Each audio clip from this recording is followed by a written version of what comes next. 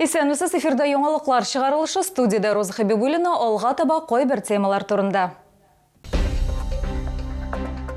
Аномаль салкыннардан соң аномаль җылылык, табигатьнең кискен үзгәрешләре чаллыларга ничек тәэсир итә? Авыр тормыш хәлендә калган балалар өчен әкияттә булды. Чаллыда шәһәр мэры чыршы бәйрәмнәре старт алды.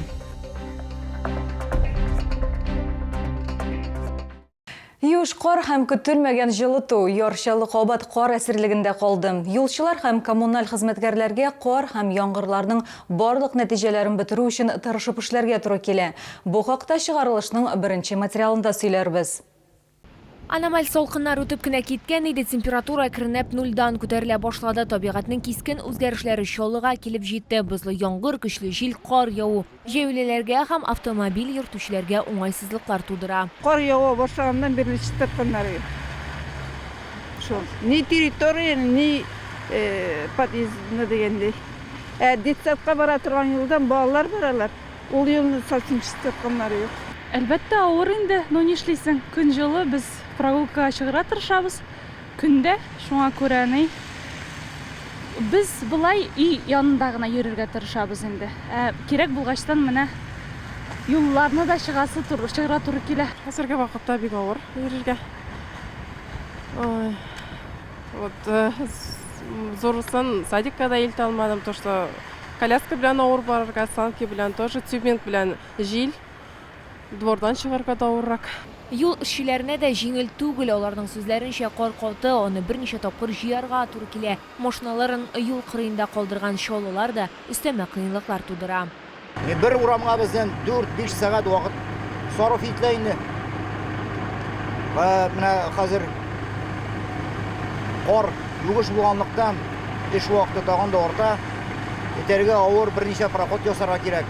Юлчылар сменалап нон-стоп режимында эшлиләр. Мәсәлән, төнлә кар җыюга 130 берәмлек махсус техника чыга. Көндез аларның саны 192-гә кадәр җитә. Синоптиклар фаразлавынча, температура шимбә көнне әкренләп төшә башлаячак. Лилия Гатина, Эльмира Гайнетдинова, Ленар Солтанов, яңалыклар. ОРВИ сезоны башланды. Чаллыда эпидемия шиге әле артмаган, әмма узган атна белән чагыштырганда авыручылар саны 6,5%-ка күбәйгән. Бу хакта бүген мэрияда узган матбугат конференциясендә сөйләделәр. Авыручыларның 50%-тан артыгы балалар. ОРВИ арасында грипп өстенлек итә. Югышлы авырулар хастаханәсенең баш табиб урынбасары Татьяна Әгләмова сүзләренчә, кабул итү бүлмәсенә мөрәҗәгатьләр саны 2 тапкырга арткан. Тәүлегенә якынча 150 кеше мөрәҗәгать итә. Табиблар вакцинациянең мөһимлеген тагын бер кат искә төшерә. А если уж заболели, то, соответственно, не распространять инфекционное заболевание, острое респираторное, на окружающих. Это, конечно же, нужно находиться дома, быть в изоляции определенной. Если вы в публичных местах находитесь и, будучи в здоровом состоянии, желательно ношение маски. Табиблар кулларны һәм битләрне ешрак юарга, шулай ук борынны юдыртырга киңәш итә. Әгәр дә авырудан котылып булмый икән, ярдәм сорап поликлиникага мөрәҗәгать итәргә. Исегезгә төшерәбез, куркыныч төркемендә 3 яшькә кадәрге кечкенә балалар, шулай ук хроник авырулары булган өлкәннәр бар. Чаллыда шәһәр мэры чыршы бәйрәмнәре старт алды. Бу юлы чын әкияттә авыр тормыш хәлендә калган балалар булды. Алар өчен мастеровые рус драма театры труппасы «Царевна Дуся» спектаклен әзерләгән. Толырак Лилия Гатина материалында. Театр бинасы якты гирляндалар белән бизәлгән. Яшь чалларны кызыл төстәге гадәти булмаган чыршы һәм аниматорлар каршы алды. Яңа ел могҗизасын олылар да, балалар да түземсезлек белән көткәннәр. Приятно, конечно, деткам. Спасибо большое. Мэру спасибо большое. Опеке. Все очень благодарны. Платье, туфельки и кавану. Мы ежегодно с детьми всегда посещаем такие мероприятия. Обязательно театр, обязательно какие-нибудь массовые гуляния. И вот нынче мы пришли в театр мастеровые с детьми, чтобы посмотреть новогоднее представление. Я когда зашла, я подумала, что я не на елке, я подумала, что я вообще в каком-то отеле роскошном. У меня впечатления это вырываются, я хочу все посмотреть. Мне здесь очень нравится. Я здесь никогда не была. Вот, и я хочу очень сильно сладкие подарки. Тамаша башланыр алдыннан шәһәр мэрі Ноил Мәгдиев балаларны сәламләде һәм истәлеккә фотога төште. Аларның казанышларын билгеләп үтте һәм якынлашып килүче яңа ел һәм каникуллар белән балаларны котлады. Слова благодарности и сердечной признательности взрослым, которые здесь присутствуют. И в этой сложной жизненной ситуации для детишек вы оказались в трудную минуту рядом. Я искренне благодарю вас, говорю огромное человеческое спасибо, терпения вам, выдержки. Оннан соң балаларны рус драма театры артистларынан мауктыргыч спектакль көтте. Спектакльне 600 бала карарга өлгергән соңыннан барлык балаларны шәһәр мэры исеменнән татлы бүләкләр көтә иде. Лилия Гатина, Сергей Вильданов, яңалыклар.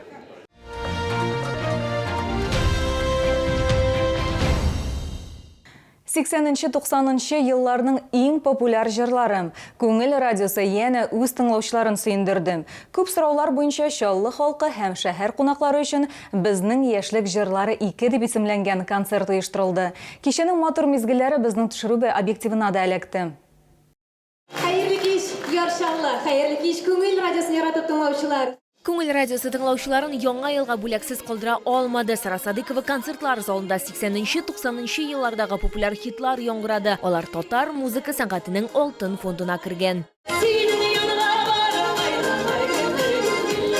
Сәхнәдә Зөлфира һәм Алмаз Мирзаяновлар, Нияз Җәлалов, Алмаз Ишмуратов, Илдар Әхмәтов, Фәнвали Әхмәтов, Айдар Ракипов, Гөлназ Хамилги Закировлар, Айдар Габдинов, Риза Шарафиева, Илмир Нагыймова, Равил Галиев, Риза Тухватуллина чыгыш ясады. Менә йөрәк, менә чыгардай булып,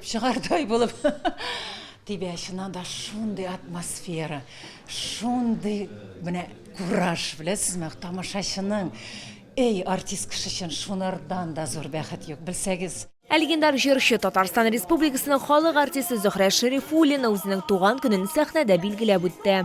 Миңа 67 яшь тулды бүген, ләкин әле мин, Алла бирсә, уйлап торам 70 яшемдә Чаллы тамашачысы белән килеп, рәхәтләнеп, җырлап, биеп, бәйрәм итәрбез. Амин, шулай булсын. Оештыручылар билгеләп үткәнчә артистлар исемлеген радио тыңлаучыларының сораулары буенча әзерләгәннәр. Буйны көтеп алынган чара, тамашачылар, безнекеләр, безне яратып килүчеләр, зал тулы, күреп торасыз. Инде әлегә концертта чыгыш ясаган һәрбер артистлар йөрәккә үтеп керә, үзенең чыгышы белән, җырлары белән. Күңел радиосы үз тыңлаучыларын киләсе елда да яңа проектлар һәм концертлар белән сөендергә планлаштыра.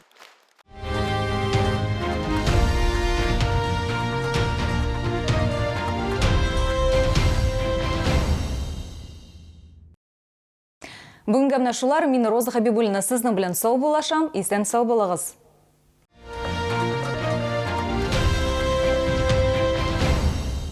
Встречай Новый год с камчатскими деликатесами. Чавыча, красная икра, белорыбица. Все от производителя. С 25 по 31 декабря. ТЦ Грин. Остановка Глобус. Тунец консервированный 240 грамм 95,90. Это победа!